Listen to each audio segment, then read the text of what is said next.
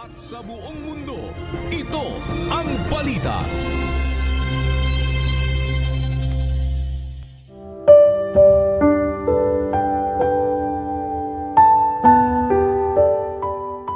Sa aba ng mga mapanghimagsik na mga anak, sabi ng Panginoon, na nagsisisangguni ngunit hindi sa akin, at nangag-aalay ng alay ngunit hindi sa aking espiritu, upang makapagdagdag ng kasalanan sa kasalanan.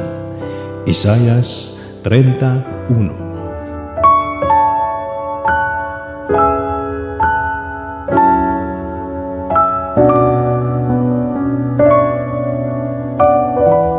Sa ngalan ni Kuya Daniel Razon, ako si Victor Posare at dito sa UNTV, Diyos ang aming sandigan, serbisyo publiko ang aming pinahahalagahan. Magandang tanghali.